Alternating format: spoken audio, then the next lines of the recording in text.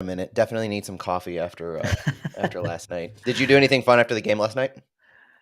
Yes, I actually didn't. After we finished the broadcast, I went and met Cece because we had some friends that are moving to another city, Oh and they yeah. had a party yesterday. So we told them we were gonna go after the game. So I didn't make it to the player interviews. Ah, I went to pick her up at Pepper Lounge, and from there we went to Sal y Limon. Is a Mexican restaurant in Brentwood.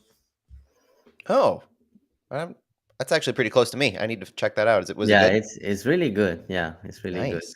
So we went there and met our friends. They had a bunch of people. We basically they were there like since like 9, 8 a.m., 8 p.m., 9 p.m. But we made it to the end of the party. Had fun. Nice. We ended up going over to the pitch after the game. We made the call in the afternoon not to bring the girls because we didn't know what the Mm, weather would be doing. yeah. And they were okay with it last night. Every once in a while they get they're not okay with that kind of thing. They want to go, but they were good with it. Long holiday weekend, and it was fun. We went to the pitch after, and that was the vibe we were looking for. I was telling Michelle, I was like, we can't just go home after this. Right. We Was it gotta. packed? I would say it started off packed right afterwards. Like you can tell people like flowed in, and they had a Okay. drink, and then they left after like an hour or so. But it was the Cardinals game was also on, and then the Canadian Yeah. Gold Cup match was going on. So there was a lot of stuff to watch, a lot of fun times there. It was Cool. good. Well, Canada's still winless in Gold Yeah, Cup. That's surprising. very surprising, very surprising. That they're going through a lot of stuff on and Yeah. off the field. Yeah, Gotta, for gotta sure. feel bad for them. All right, I think we're safe to go ahead and record with the. Yeah. Should be fine. All right, pull up my notes.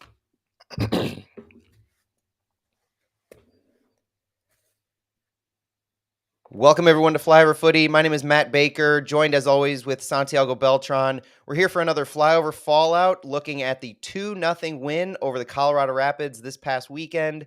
Santi, what a match. It was the second time we faced the Rapids this year, first at home.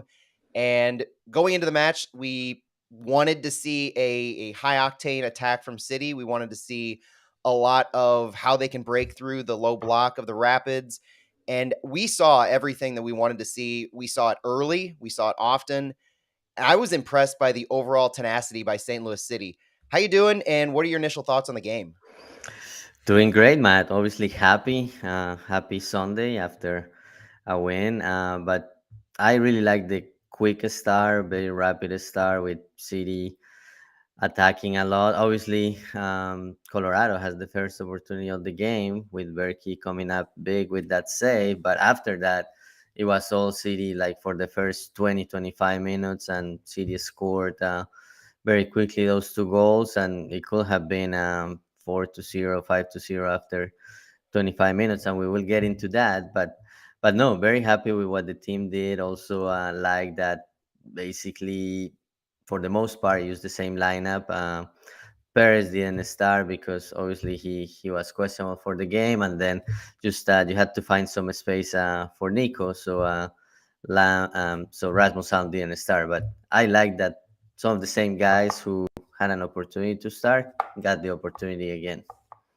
Yeah, let's dig into that starting 11 because while there weren't too many changes from the San Jose Earthquakes match, the changes were kind of substantial and they gave us a little bit of an insight into how our attacking look might be going forward.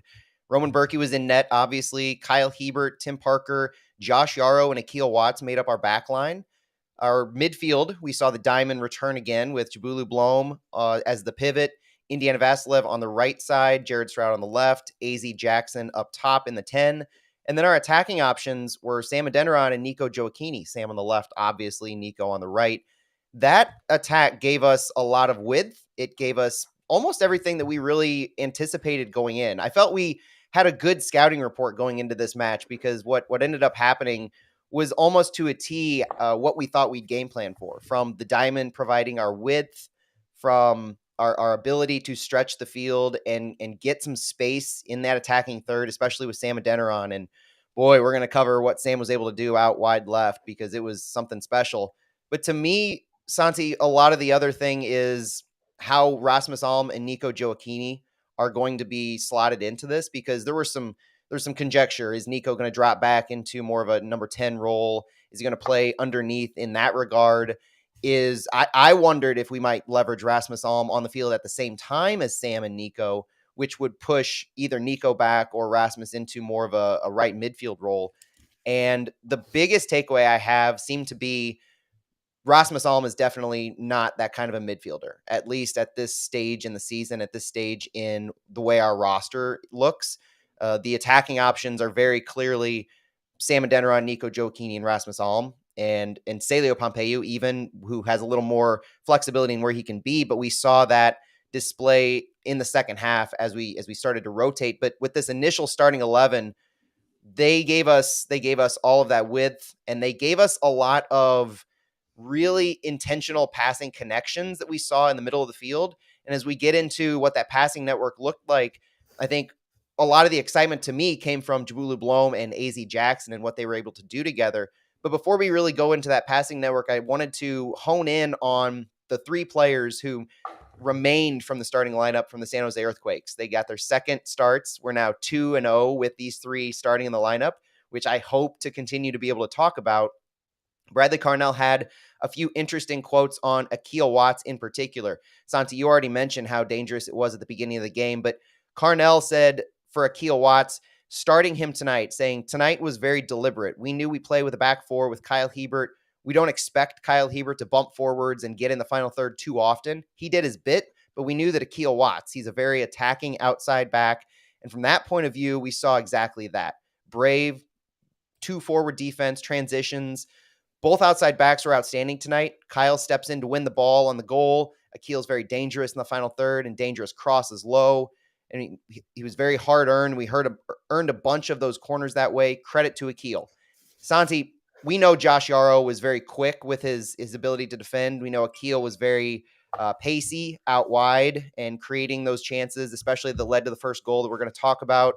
AZ Jackson did so much creativity in the midfield. His dribbling skills were incredible. He's able to find so many options when he got the ball. What did you think of these three in their ability to really change the game in a lot of different ways after coming off of that Quakes win? So I really like that they got another chance to be in the starting lineup until after that great performance against San Jose. And Akil Watts, wow, it's amazing what he's doing and how he became an attacking threat. And you can see that in the passing network, which we will go into more detail later. But basically, at times, City looked like he was playing with just three in the back because Akil was so high, and he definitely gives another threat to the team. And I just went back when we were on the broadcast. I remember John Hackward saying last year that Akil Watts, his best position, he was like, he doesn't know it or he doesn't think it is, but Yep. it is right back. And wow, he was right. Akil Watts is doing a great job. I actually had Akil when we did our predictions for the lineups. I had Akil Watts playing, but I had him playing with Blom in midfield. But he got the nod to go, and I think we're gonna see more of him. This is gonna be one of those internal competitions between him and Jake Nerwinski for that the starting spot at right back. And depending on the opponent, sometimes we will see Akil Watts, sometimes we will see Nerwinski, and then Jarrow again, very solid on defense. AC Jackson playing as a number 10, so much creativity. So I'm glad they got a chance to show what they can do for the team again. And obviously, number 4 was Sam Adeniran. He also started the last game and getting the Yep. start again after his great performance. So great job overall by those four.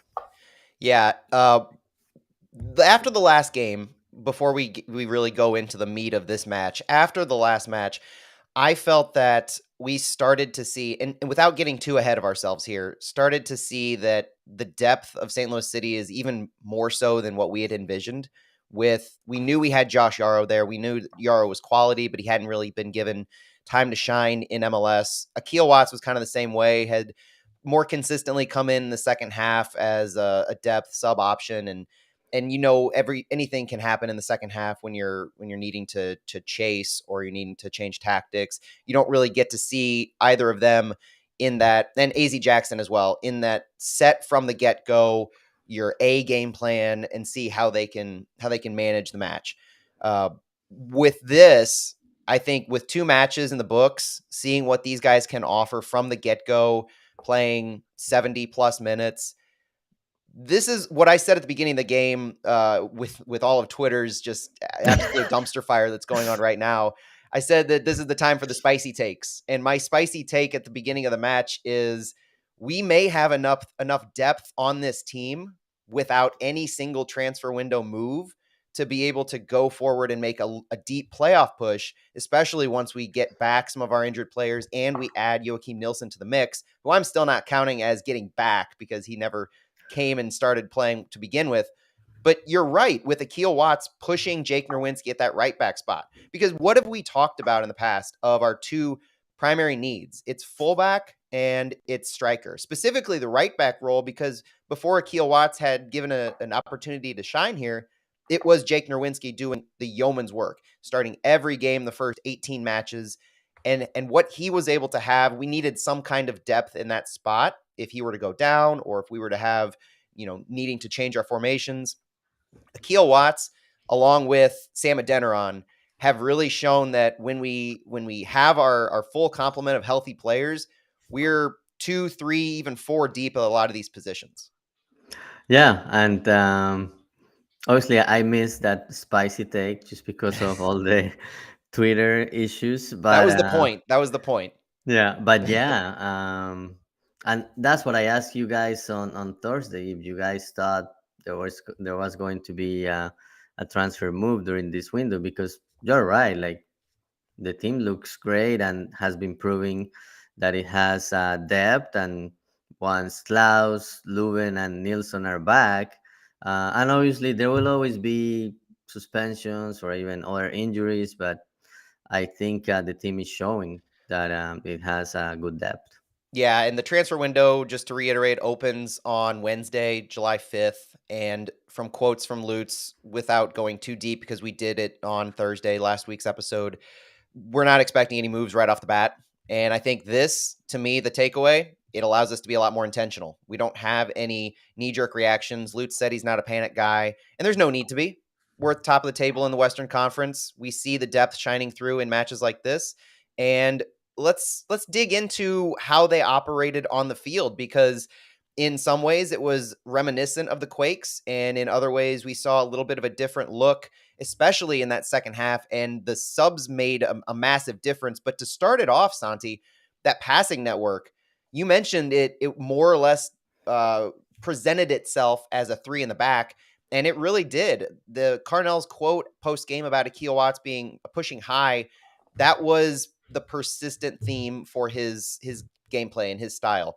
Akil Watts pushed up on that right-hand side, so much so that our average passing network had a 3-man back of Kyle Hebert, Tim Parker, and Josh Yarrow, gave that shape that really skewed to the right. And we see that often with City, where it's not very symmetrical up and down the field, but you more so, if you took what the passing network is and you turned it about 45 degrees, then you'd get a symmetrical shape. This one had a lot of skewing to the right side. And it's not just the back line that was interesting to me, but it's how our diamond midfield really presented itself.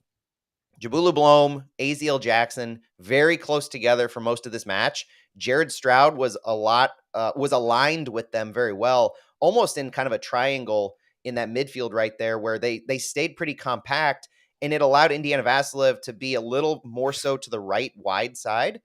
And you saw Nico Gioacchini kind of tight with them. But Sam Adeniran's position, as we saw against the Quakes, kind of magnified in this one, where I refer to him as an island unto himself, where he's out wide left, he's high, he holds the line, and he's also able to just retrieve anything that goes out there. His speed and pace for a guy his size is very impressive. And what this was able to do, so you have all of those different pieces of the back line, you have the midfield tight compactness, and then you have the ability to stretch the field with our attackers. When you're talking about connecting our lines and playing through our different phases, that's exactly what you want to see. And you're able to be successful whether you're sending the ball over the top, which we were a few times, whether you're getting the ball on the ground wide and just letting Sam feast and go get it, or you're looking to actually play make with Aziel Jackson in the middle of the field. So many options were available, and so many options were taken advantage of successfully by this squad, I thought. Yeah, and Sam Aram, he's so quick, and yeah, you talk about him being out there by himself, but he's so quick on the left side. And Bradley Carnell mentioned it this week about his ability to basically play as a left winger at times, and you could see with his quickness, creating opportunities for himself, not letting any of those balls go out, and that persistence created one of the goals that I know we're gonna go into that soon. But yeah, he's doing great. Now 3 goal contributions in 2 games after coming back to the team, and it's one of those things like, yeah, Klaus may be out for a few more weeks, but now you can see why the team brought him back and the timing on when they brought him back. So it's great to see that he's performing at that level. And we were talking earlier in the week about how the formation was going to look like with Nico and Sam if they were to be in the starting lineup. And it wasn't what we were expecting. We were expecting Nico like to play underneath, Mm-hmm. but you can see that these two can play together and both as forwards. So I really like that.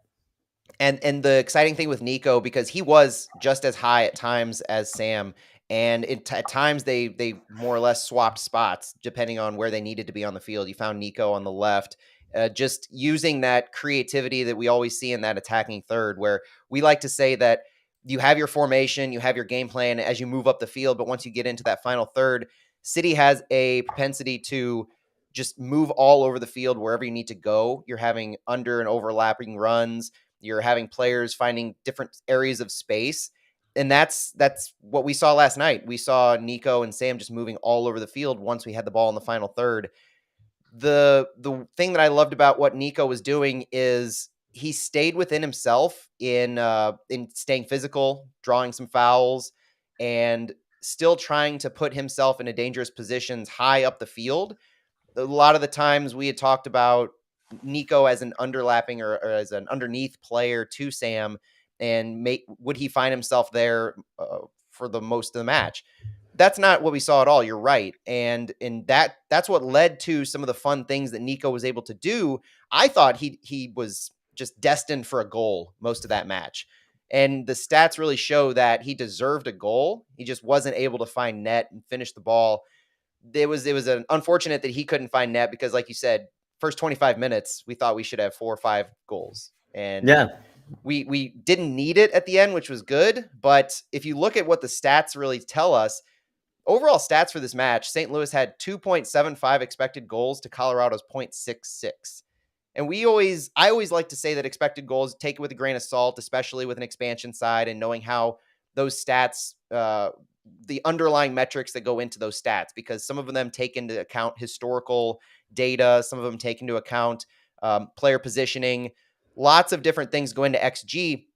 But the 275 to a 0.66 told the story of how we thought it was going to go. Colorado gets a lot of low percentage shots. They're not able to find dangerous areas, minus the first chance they had in that first minute. I think it was Michael Barrios over to Kevin Cabral, right? Cabral. Yeah, yeah. Yeah, where it was, I mean, they almost hit us right from the get-go from a through ball right past Josh Yarrow, and Berkey came up big. That was a huge portion of this 0.66 XG right there at the beginning of the match. So Colorado didn't have a whole lot of bite like we thought.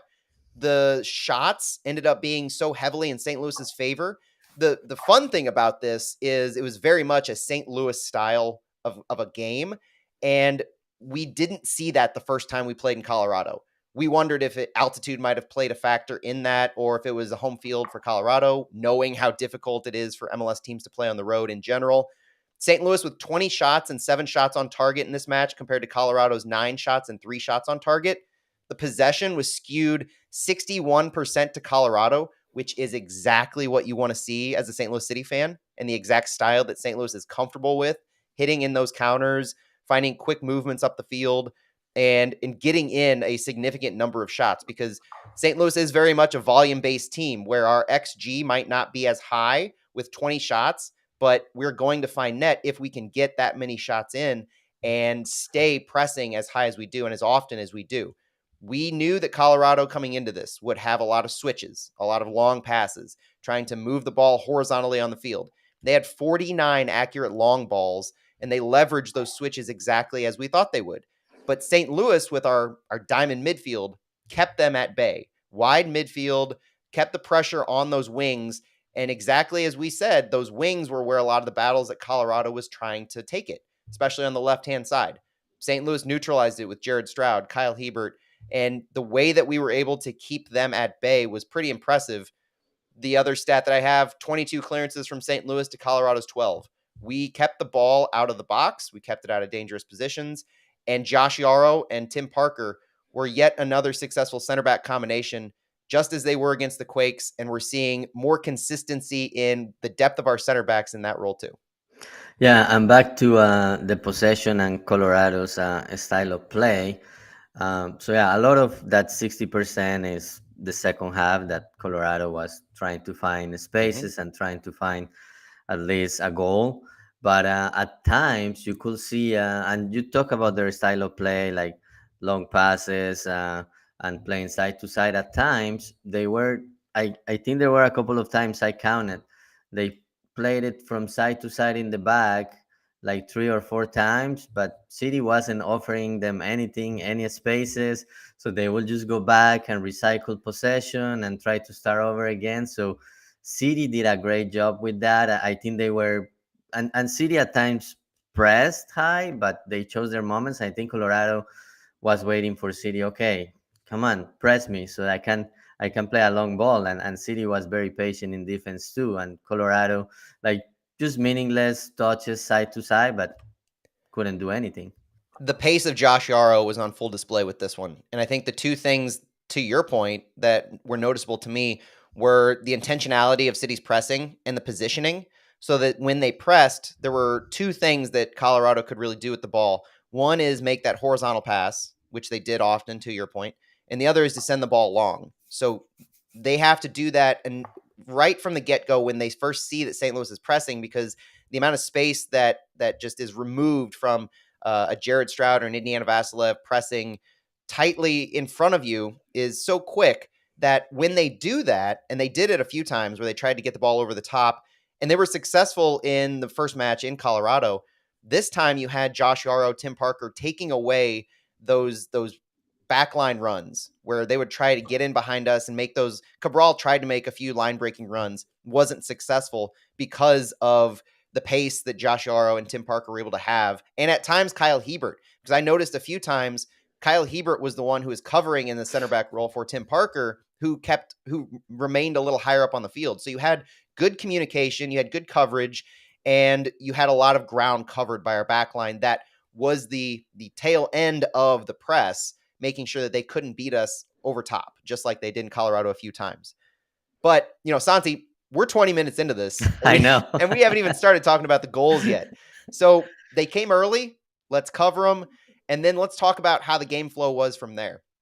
We talked about the first minute where Cabral had a chance on goal against Berkey, but wasn't too long after that, just 4 minutes into the match, and really 3 minutes into the match is when it really started to happen, where the corner kick kind of changed everything. And it started from a Roman Berkey long pass to Nico Gioacchini in the middle of the field. Gioacchini appeared to be fouled from behind, but it was one of those where it was a 50-50 duel in the air. Gioacchini might have gotten hit in the head, but the ball ended up with Akil Watts on the right-hand side. Akil took the ball from around midfield, ran himself to the end line, keeping possession the entire time, and was able to get a cross in to Sam Adeniran. But instead of finding Sam, he found Danny Wilson from the Rapids, who cleared it out for a corner.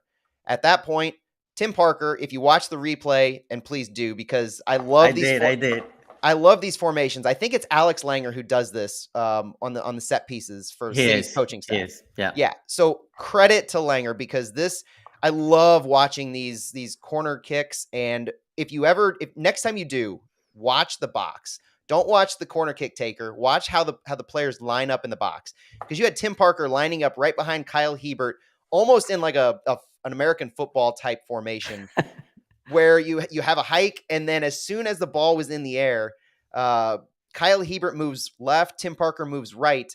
But right before that happened, if you notice, you have Nico Gioacchini, Josh Yarrow, Sam Adeniran all jockeying for position right in front of the keeper, both drawing attention away and drawing men into the deeper portion of the box.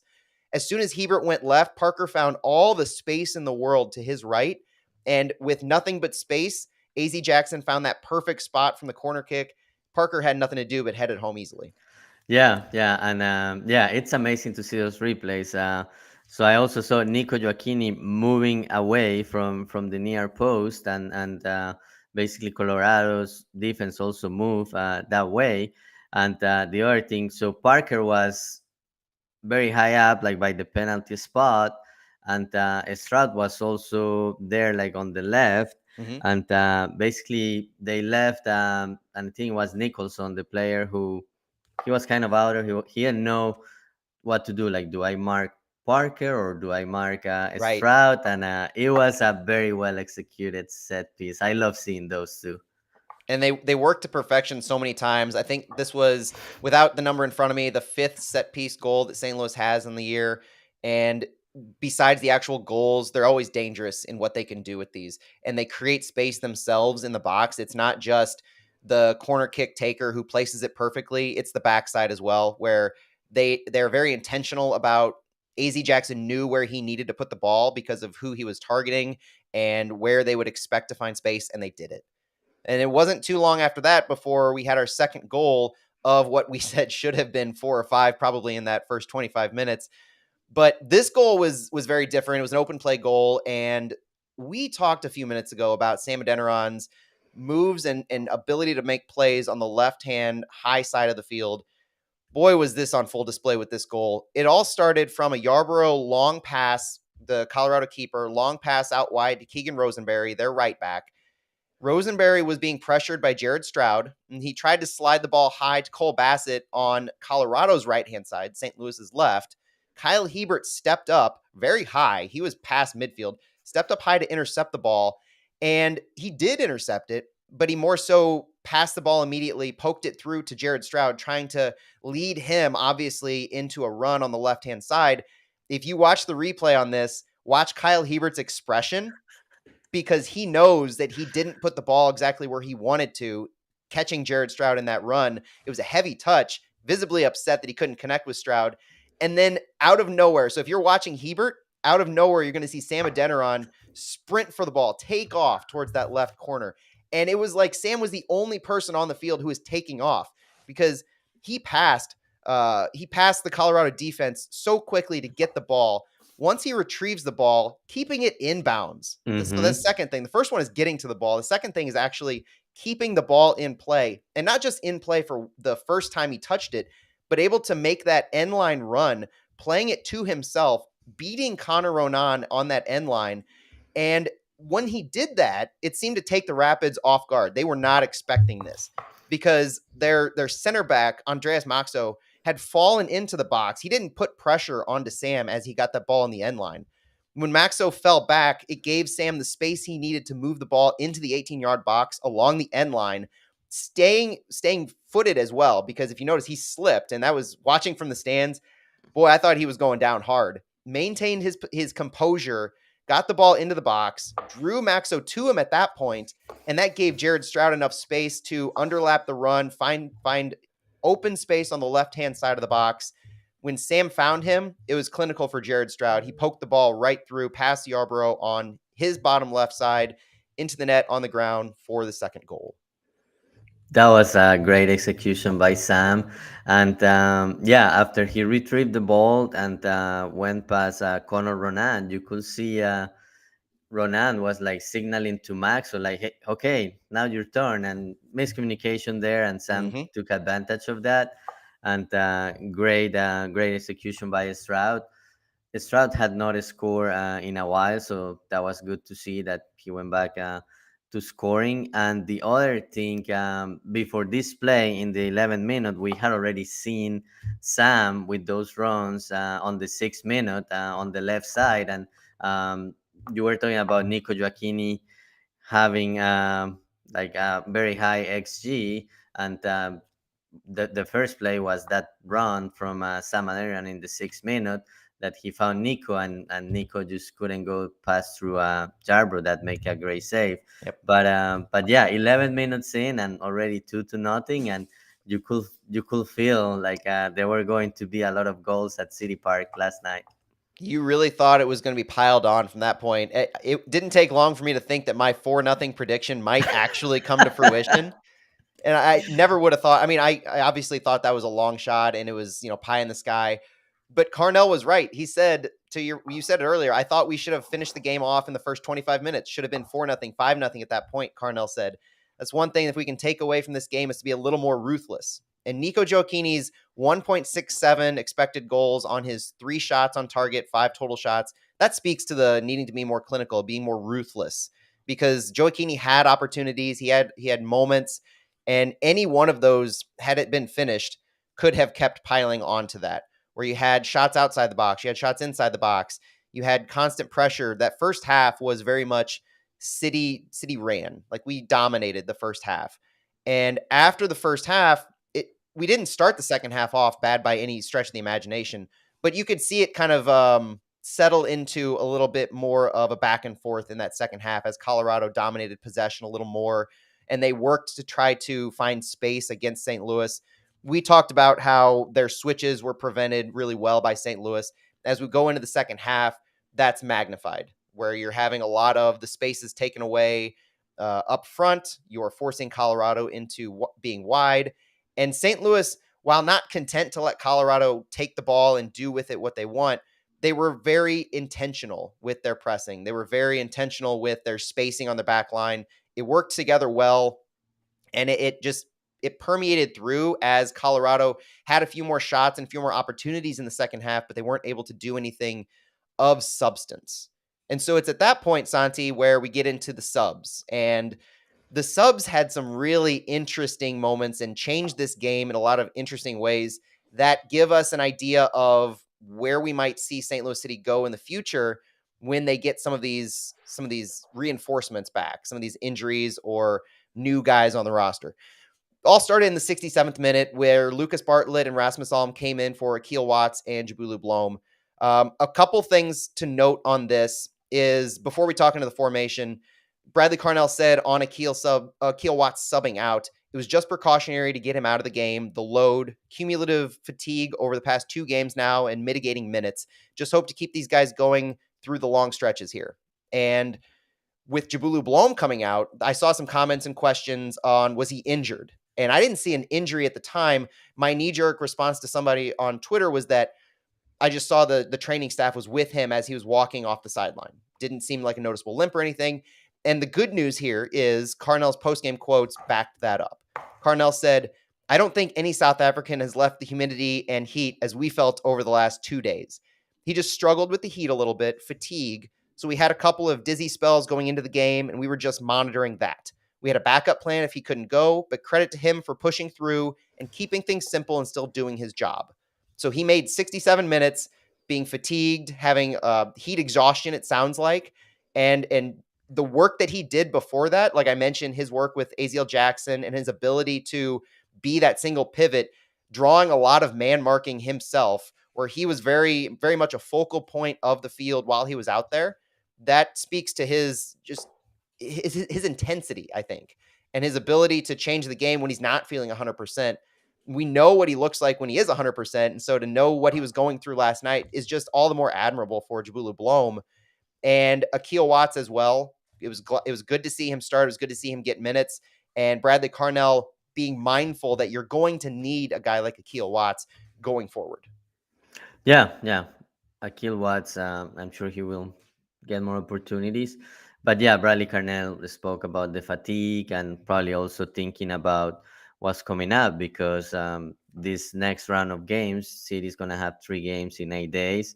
But I'm glad Jabula Blom is okay. Yeah, I was also worried when when he came out and he was with the trainer, and I was like, oh, I wonder if there is something wrong. So it was great to see the quote from Bradley Carnell on the post game comments. So yeah, it's one of those things. St. Louis, high humidity, and yesterday was one of those days. So yeah, I'm sure he will get used to it with time. But yeah, it's good that the team was able to react to that and didn't change a bit with the substitutions. That's right. And so with those substitutions, let's talk through what happened on the field with them. Formation basically shifted from a 4-4-2 diamond to a 3 center back, 5 back line role, depending on how you want to look at it. We had wing backs make their presence known. So our 3 center backs ended up being Tim Parker, Josh Yarrow, and Lucas Bartlett. Kyle Hebert moved up a little bit into a left wing back role. We had Jared Stroud move over across the field into a right wing back role, which was exciting because we had seen him play that position before. I remember against Chicago, he played that a little bit.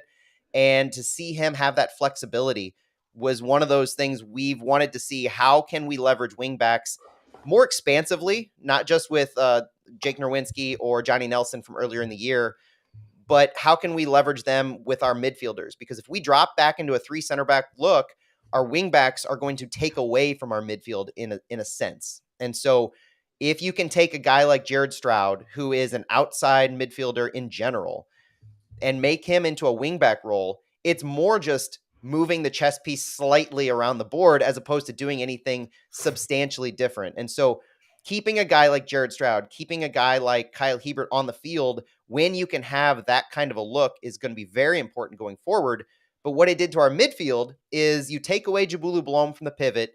Indiana Vasilev and AZ Jackson shifted back a little bit to eights, it looked like to me, where you had Nico Gioacchini, Rasmus Alm, and Sam Adeniran as our attackers. I kind of saw it as a 3-4-3 in our attack, and then we dropped back with a 5-man backline when we were defending. And so the 3-4-3 being Lucas Bartlett, Josh Yarrow, Tim Parker on the backline, AZ Jackson, Indiana Vasilev, Kyle Hebert, and Jared Stroud in the midfield, where you have those 2 wingbacks, and then Sam, Nico, and Rasmus Alm up front. Sam on the left, Nico in the middle, Rasmus Alm on the right. It also makes perfect sense when you think of how players fit naturally in that attack. You have Rasmus Alm as that right attacker. You have Sam Adeniran as the left attacker and Nico right in the middle. The pieces fell into place rather perfectly with this formation to me. Yeah, it's exciting to see the team has so many options, can change formations depending on what substitutions are made. And that shows the versatility of players like Jared Stroud that in that Chicago game, he spent some time at right back or right wing back. Mm-hmm. And yesterday he did that again.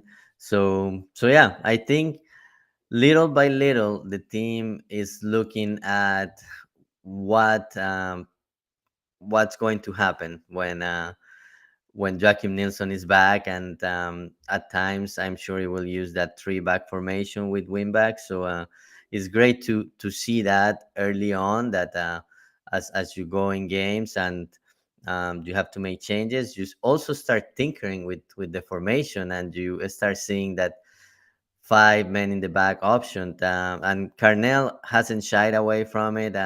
Every time he has a chance in interviews, in press conference, he goes back and mentions that 5 Yeah. in the back, which tell me that that's something we're gonna see when Joachim Nilsson is back. And if you've watched the progression of this St. Louis City side, the starting off the 4-2-3-1, running the 4-4-2 when you had Nico and Klaus together, it went through some back and forths, ebbs and flows with those players early in the season. We saw that 3 center back, 5 back line with Seattle that Carnell does allude to regularly. And then you go to the diamond midfield that Carnell said he wasn't as comfortable with at the beginning of the season, needed the players to get a little more comfortable and familiar with each other to be able to manage that kind of a formation. And then also see it able to pivot to the 3 center back, 5 back line. The versatility is everything, Santi. You're so spot on with that. And what it can allow us to do with our personnel and managing the game flow. So you're able to respond and you're able to set different expectations and paces depending on who you're playing. So it really gives you an ability to not react, but be proactive against whoever you're facing and knowing what their strengths and weaknesses are, how your form is. It gives you all the versatility you need that you want going into the second half of a season. And with the second half of this game, you saw after those subs and after the formational shift, Celio Pompeu and Jake Nerwinski entered the match as what I saw like for like subs. So Celio coming in for Sam on that left attacking side, Jake Nerwinski coming in for Jared Stroud at that right wing back position. Also gives us an idea to see Jake in the right wingback role, because that's something that if we drop into a three center back, he's going to need to be doing more of. And we know from his days in Vancouver that Jake can move all around the back line, but he's most comfortable on the right side. So if we can keep him on the right side, whether it's a right center back, a right back, or right wing back, that's doing everything for him to give us the best out of Jake Nerwinski. Good to see that. Celio, his continued versatility and wherever he needs to be on the field, seems pretty clear lately, though, that our depth in the back line has given Celio a chance to shine on the attacking end. He's fast. He's Yeah, tenacious. His pace is incredible. He was taking him in for Sam was a pretty perfect continuity at that position where you have Sam's paciness, and at that 77 minute, you can plug in Celio, who is just as quick and just as physical as anybody on the field, and he's able to do so much out there. At 10 minutes later, it was nice to see Miguel Perez get back in the game. That wasn't so much a positional change because he slotted right into AZ's midfield role there. It was just good to see him on the field after his ankle issue this week and knowing he was questionable going in. It was only a few minutes, but it was good to see him run out there. yeah, definitely good to see him back. Obviously he had that ankle injury, and I was a little concerned. I was like, well, 87 minutes is this needed? But the coaching staff know what the players can give, and if they are informed to go in a game. But yeah, it was great to see him back, and also the crowd into it. Obviously, they knew AC Jackson had a great game, so gave him a great ovation. But then when Biggie comes in, it's like double the noise. Yep. It's always great to see the fans rooting for the hometown kid. But yeah, I'm glad he's okay, and he had a few minutes, and he looked good for the few minutes he was out there. Yeah, and that was it. So he finished off the game. We won 2-0. Roman Berkey was named player of the match. He recorded his fifth clean sheet of the season. He was credited with 3 saves, but I don't think the 3 saves on the stat sheet really does justice to the work that he did throughout the match, whether it was in distribution, in blocking or preventing corner kicks from being dangerous, from just straight up having those 1v1s where he made those saves. Berkey won us the match on the backside just as much as anybody on the front end did. Bradley Carnell was glowing in his comments after the game, saying, I can't be surprised because it's never the same save. Always new saves. Carnell went on to really talk about how Berkey is our captain. He's getting rewarded with the All-Star call-up.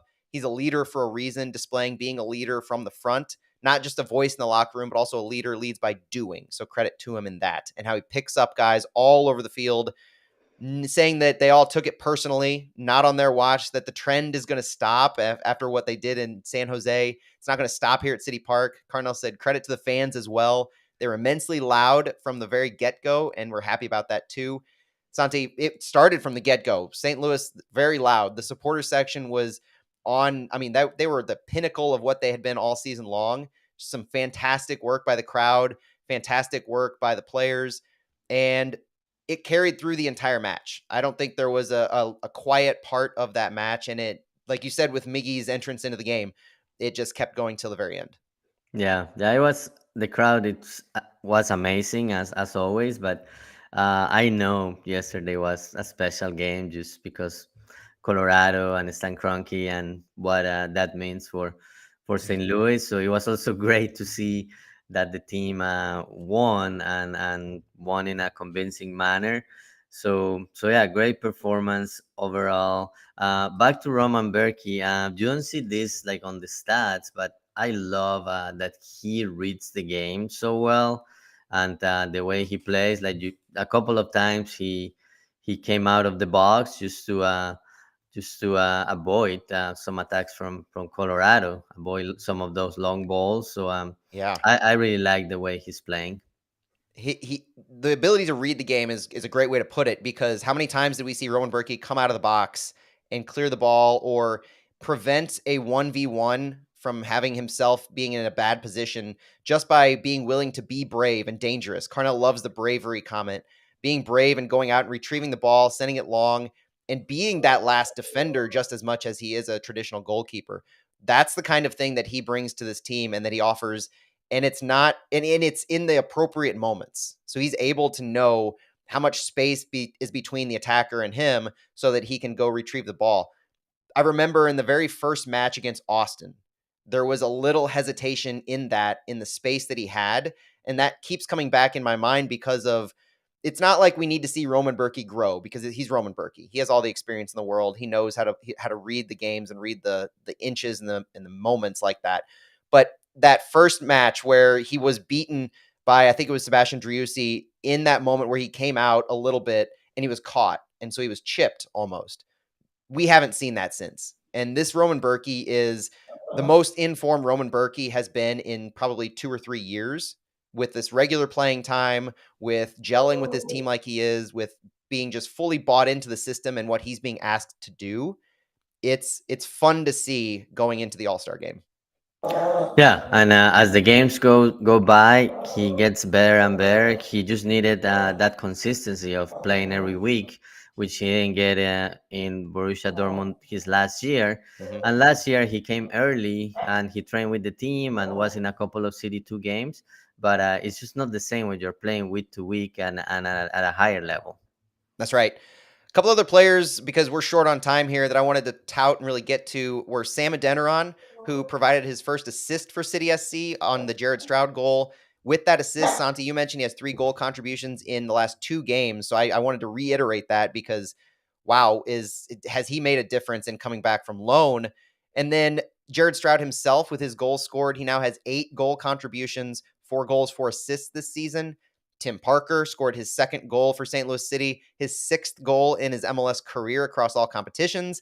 And then AZ Jackson, he wasn't on the score sheet. He had an assist there in the corner, but boy, did he do a ton to facilitate and to get involved. So many people were commenting that AZ Jackson deserves to at least be in consideration for man of the match. And I have to agree with that. There's no other way to put his involvement in facilitating and creating, and also seeing the fact that he's now an additional depth piece on some of our set pieces. It's so fun to see our set pieces just continue to grow and who can take them effectively and efficiently. AZ now a member of that.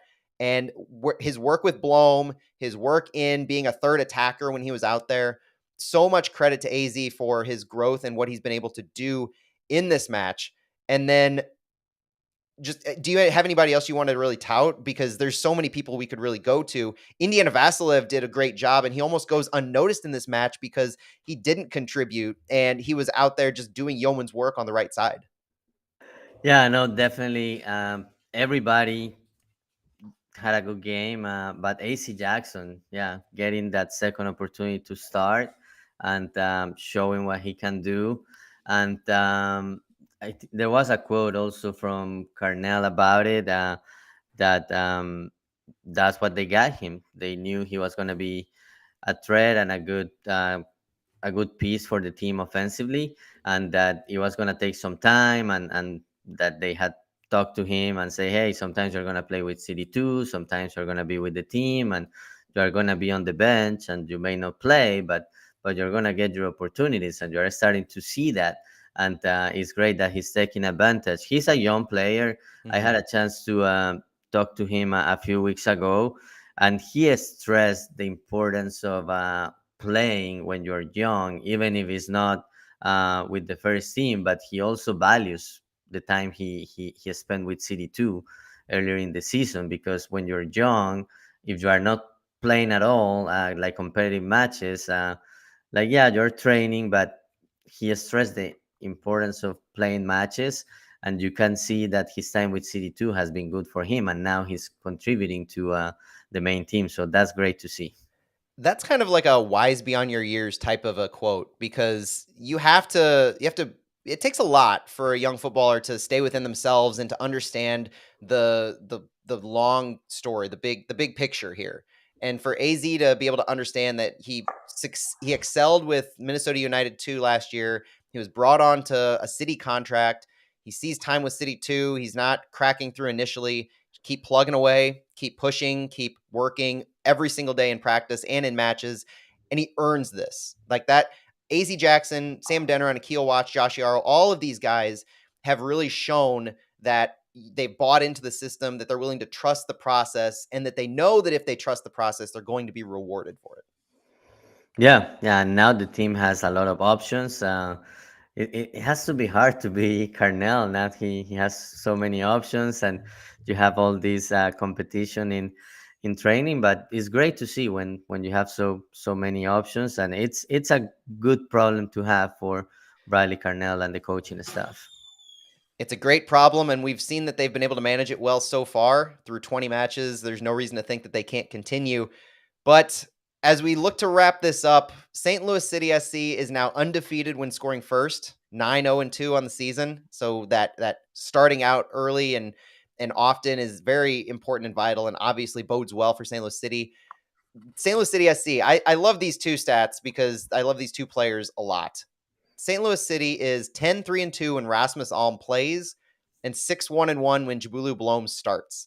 These are game changers. These are guys who are consistently in the lineup when St. Louis City is winning. This being the 19th different lineup in 20 MLS matches.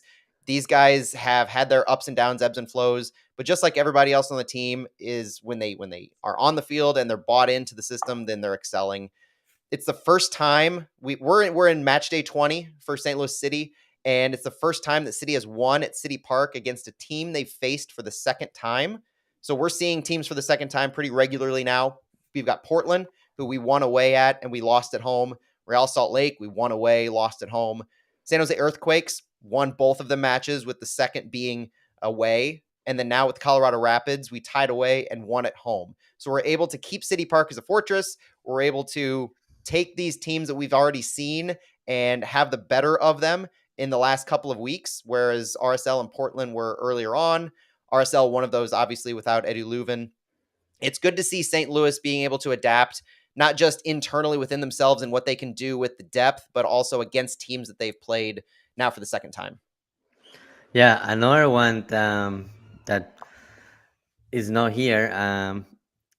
When City loses and then bounces back with a victory, the next game they have either tied or won.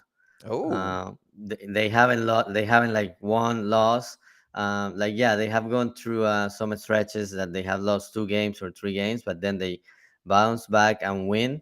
The second game after that has either been a tie or a win. wow. So the ability to string together wins after getting a defeat or bouncing back and staying in form, that's impressive. Yeah, yeah, and it shows the team mentality to always try to bounce back and not only winning that game but continuing with another good performance the next game. And hey, first of the table, and LAFC lost last night. Yeah, the weekend matches were kind to St. Louis, that's for sure. Santi, anything else you have for this match before we get out of here and talk about where the teams are going from here? No, no, that's all for me. Well, good news on both ends. Colorado remains in last place after this match. They're 14th. They have 14 points. They fall to 2-10-8, 2-6-3 on the road, and they have a league worst 14 goals scored and a minus 15 goal differential. This, Santi, was very much a game that we expected to win if St. Louis City is the team that we think they are, and we got what we expected to see there. St. Louis remains top of the table in the West, now has 35 points through 20 games. We improved to 11-7-2. That's 11 wins, 7 losses, 2 draws on the season. And as we said, 39 goals scored. Is that right? 39 goals Yeah, plus 15 goal differential. City is now 7-3-1 on the season at City Park. And so going into next week, as we play Toronto FC, another bottom of the Eastern Conference this time, second to last in the East, we are able to separate ourselves a little more from LAFC and Seattle. Seattle won last night. LAFC drew, and so we're seeing a lot of good progression from St. Louis City, able to win the games that we're supposed to win and just let everybody else do what they're going to do, because at the end of the day, if you can control your own destiny, you're always going to be in a good position. Yeah. Hey, and that July 12th against LAFC is looking so good now. It's gonna You want to be talk a about 6-point games. yeah. That's good. Well, and they haven't played each other this season, just because of some of those postponements and um, schedule changes. Yep. So that's gonna be a great matchup between two of the top teams in the West, going against each other on July 12th. So after that Toronto match, and it's gonna be a tough stretch for City, two back-to-back games playing away and going Toronto East Coast and then all the way to the West Coast to play in LA. Difficult travel coming up for St. Louis City. There are 3 matches left in July before the League's Cup break. 2 of them are against the bottom 2 teams in the East, and the other one against the other top team in the West. So it's going to be a very up and down, very interesting couple of weeks to see how City manages this. But coming off the Colorado match, you can't ask for anything more than we've already seen right now. Yeah, yeah. Team is in a great momentum to go in that two away games and to finish to have a good finish before the League's Cup break. And that group of Columbus, Club America, and St. Louis City is looking so good now. I think it's gonna be one of those groups of death that Oh yeah. people call, and nobody was expecting this when the groups were announced. No, and less so when we had those injuries. When Leuven went down, I think anybody who thought of Leagues Cup thought, okay, let's just get bounced as quickly as possible so we can get healthy. But with this team, anything's possible. So Santi, this was fun. We always love doing this after a win, right? I mean, there's nothing better, especially after a clean sheet win against a team that we just wanted to beat so bad coming to City Park. And with all the history, like you mentioned with Kroenke, the way that it ended was perfect. And that's it for us. We had a blast talking about this. Um, like, subscribe. We love to hear from anybody if you have any reviews or comments for us.